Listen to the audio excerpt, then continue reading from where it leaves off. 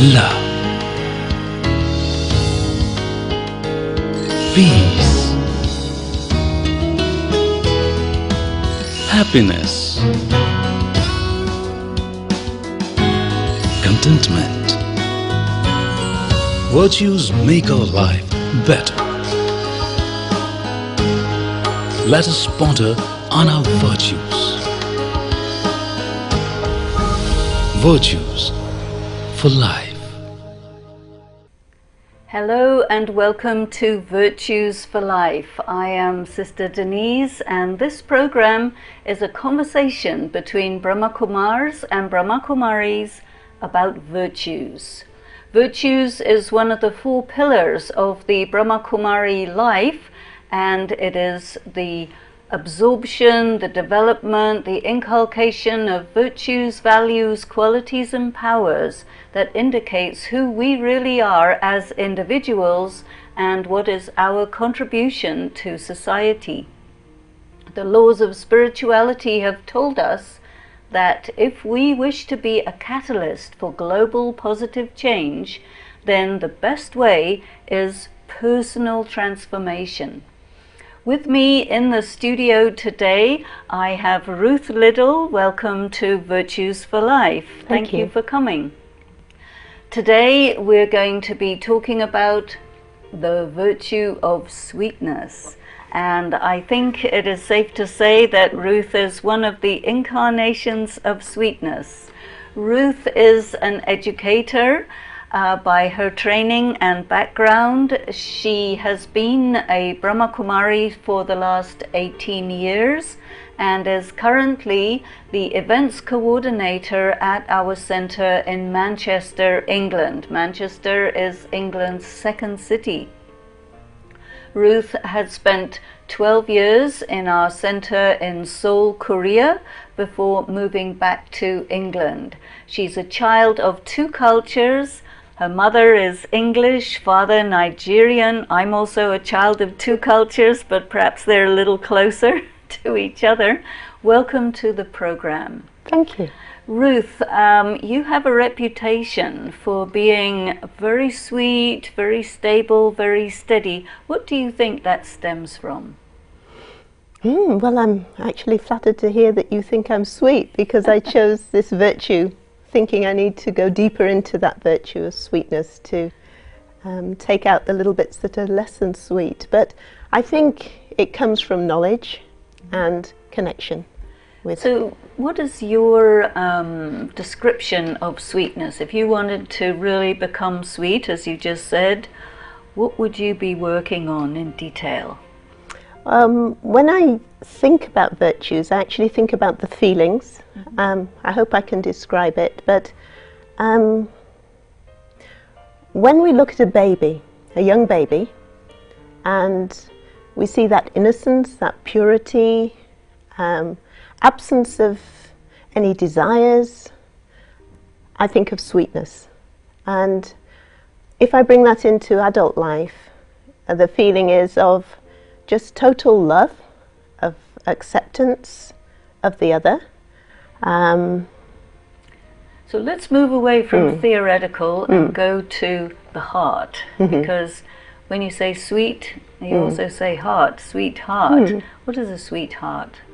A sweet heart is a generous heart that just welcomes everyone and everything and doesn't judge. It's a loving heart, real love that just gives and accepts, like a mother's heart. How about, you have like real sweet, true sweet, honey, but then you have the NutraSweet, fake sweet. Yes. How do you keep yourself really sweet and not just pretend? Well, real sweetness takes a lot of checking, cleanliness. I need to check my motives. Anybody can smile sweetly and say, have a nice day, but the smile doesn't come from the heart.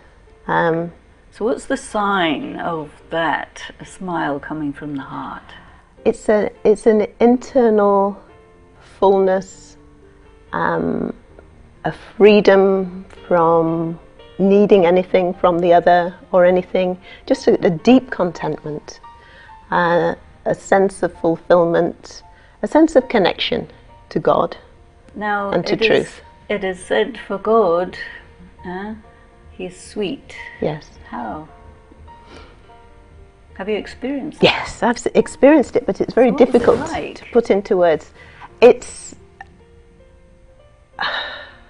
a silent embrace with the eyes that's warm,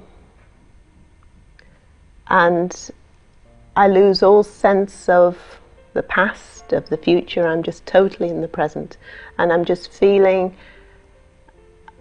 the best I can be. When you meditate, how do you do it? Because everyone meditates a little bit differently. Tell us your secret. To take me into a deep sense of connection, I actually visualize. I visualize a point of light of the Supreme Soul. But then along with that, there'll be a picture that I associate with a deep connection. Tell us about your meditation this morning, your Amrit Vela today. My Amrit Vela this morning was actually thinking a little bit about sweetness. Really? Yes. So? So a connection with the Supreme, also a memory of the meeting with Bapdada that we had a couple of days ago, and the feeling I got there, and just how to explain sweetness when it's so intangible. Do you need to explain it? Can you express it? Are you a poet? I could. I don't know if I could do it now. Let's do it now. Sweetness it's a pink, golden, soft blanket of love and acceptance, like being drawn into your mother's lap and totally loved. And then when you emerge from that beautiful pink warm embrace and you go out into the world, how do you share it? With a smile, and just a smile and a welcome. It's every soul that comes, everyone that comes along. It's just a connection of beyond that moment that this is a brother or a sister. When you're doing your work as an events coordinator, it takes you into the larger community of Manchester. So how does sweetness figure in your interaction with the public? For me, because sweetness is, in a sense, a sort of an embodiment of good wishes and pure feelings, which is a very high aim in this practice to be at that stage, then I'm trying to give that feeling as I'm talking, as I'm interacting, and people feel or they sense a connection. They feel a friendship. They feel when they come to our place, they feel at home. When they come to the center, they feel a silence, they feel at home, and that, I think that's how sweetness manifests, if that makes sense. What about looking at the other side of the spectrum? You know, because every soul has their pure Satopradhan side, their impure Tamopradhan side. So the other side of sweetness is your bitterness. And have you ever experienced something in your life that made you feel a twinge of bitterness? I have, and I still do from time to time. Things emerge. What sort of things will make you feel bitter? Anything where I feel a sense of threat, fear. Fear. So how do you manage fear? What particular things do you get afraid of? I heard an interesting talk where someone quoted some research on fear, and it was categorized into 3 areas, and I identified with those. The first one, a fear that's associated with not belonging, separation. A second one, a fear that's associated with not being worthy. And those two particularly I associated with. What do you think is the root of the fear of not being worthy or not being good enough?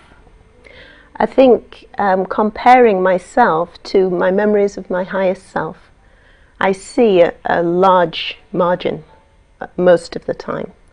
And the sense of wanting to be that, because I know that's all I want to be and what I can be. Does it seem too difficult sometimes? It never seems too difficult, but it seems distant. It seems like a big jump up at times. What are the other virtues that you bring into the spectrum around sweetness? Because one of the things you can see from the wall here, we have a crossword puzzle of different virtues and values, and I've always found that you can't really develop a single virtue in isolation from all the others. So what would come with sweetness? With sweetness, definitely a sense of being true and honest, spiritually honest. What's spiritually honest mean? For me, spiritually honest means that I am what I know I was and I will be, my highest self. And in fact, an image I have used in the past to get the feeling of sweetness is the image that the Brahma Kumaris use of Lakshmi and Narayan, standing side by side. If you look at their arms, they're distant. There's a distance, but they're together. And so for me, that togetherness, that connection with God, that I have to have that closeness, that connection. What is God for you? God is a source of all the feelings I want to be full of in this life. And when I'm connected, when I'm really connected, I feel just there. I can't really say. I feel totally content. I feel that I'm totally in the moment. The past, the future doesn't matter. Everything is as it should be. And when there isn't that absolute connection of the moment, when I'm not in that moment, then it's as if God is a little light just above me here, just a thought away, but like a watchful parent, a guide, a support that's just there waiting for me to say, is this right, or help me? Just there.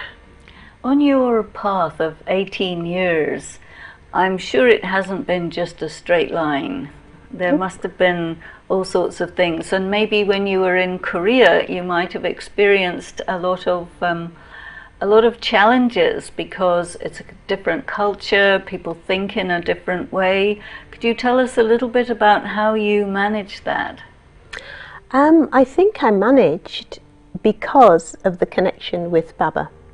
I felt that Baba was with me, and because I knew I was there for Baba, help came.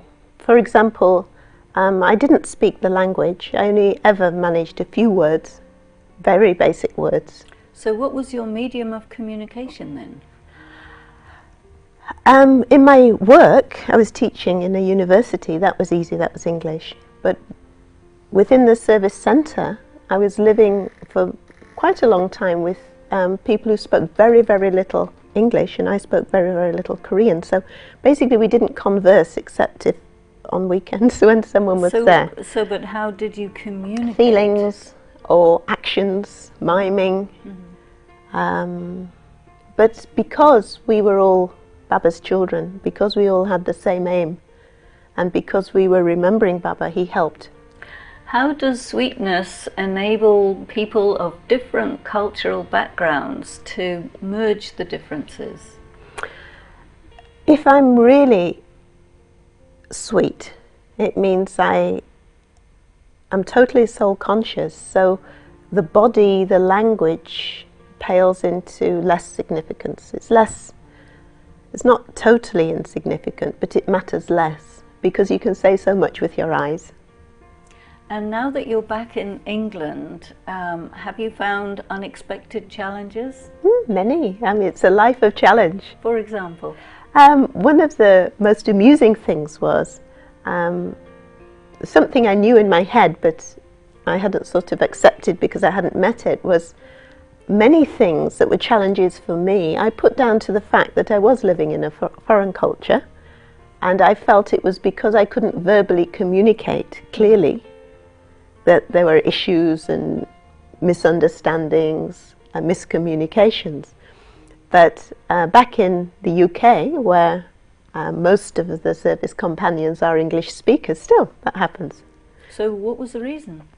Lack of clarity on my part. A very clean, clear intellect. Okay, what stops us being clear? I can talk about me. Yeah, that's the one. We could do 2 programs on that. But no, what stops me? When I think too much. What does it mean to think too much? To think too much. Because I'm an educator, I was a primary school teacher, before this knowledge I would plan activities, set up activities so that students would learn independently without much input from me. And I still have that sanskara, that tendency.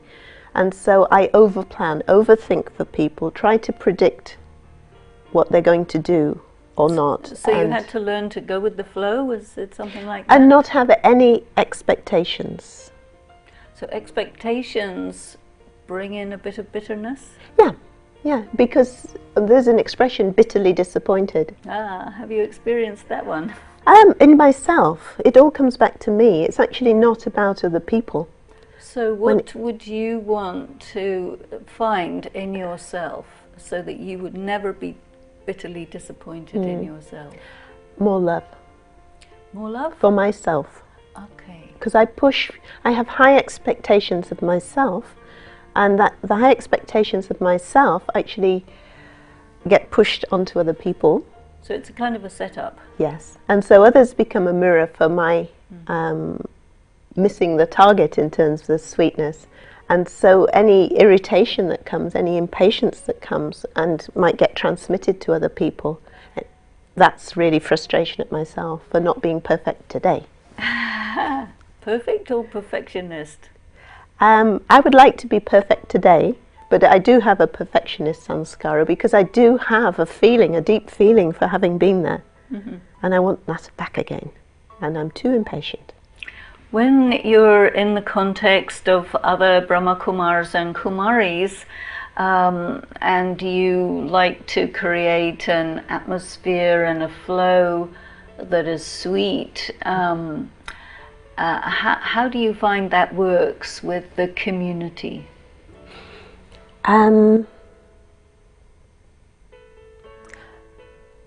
not sure I've understood the question, but what I feel that things are moving in a sweet way, and I feel sweetness in myself when I've been an instrument or a catalyst for an activity where others benefit. You see them shine and glow, and I'm not needed. Does that make sense? Of course. Did it answer the question though? I'm not quite sure I understood. When you're with you have the people who you're living with. Yes. And so one of the things that many people have in their minds is how to relate to the people we live with in a sweet way, because it's very easy to have ego clash, misunderstanding and so on. So I'm thinking that this virtue of sweetness is very relevant in the world of conviviality, of being able to be one's individual self and at the same time interact very sweetly, very harmoniously with the others. What's been your experience of that? It's necessary for me to see myself as a catalyst or an instrument, in the sense that I see myself as being there, and possibly they see themselves as being there to harmonize sanskaras. So this is part of why I'm there. And so if I'm aware of where potential areas of disagreement or misunderstanding can be, then I will work hard to minimize the chance of that happening. I need to be very loving and very aware that everyone's following their script in the drama absolutely accurately. And I might not know what the script is, and it's okay. And to be able to flow, go with the flow, and stay connected, because we are all there connected to one. If I can keep my connection and they can keep their connection, then there's going to be minimum misunderstanding. Great. Well, I'd like to thank you very much. We're coming close to the end of our time on the show. Thank you so much, Ruth Little, for coming to join me on Virtues for Life. And I'm sure that your contribution, wherever you are, will be especially from that beautiful sparkle in your eyes and your wide, friendly smile. So thank you very much, everyone, for participating in this conversation on sweetness. Let us ponder for a moment on the virtue of sweetness. If you can just go inside yourselves for a moment to feel the feelings, that innocence, that charm, that sweetness that you can find on the face of a young child. Go into your soul and emerge that feeling, that loving, warm, pink feeling of sweetness, and try to radiate that in your day. So this has been a program of conversation between myself and Ruth Little on sweetness. Thank you all for being with us today, and I look forward to seeing you again very soon. Om Shanti.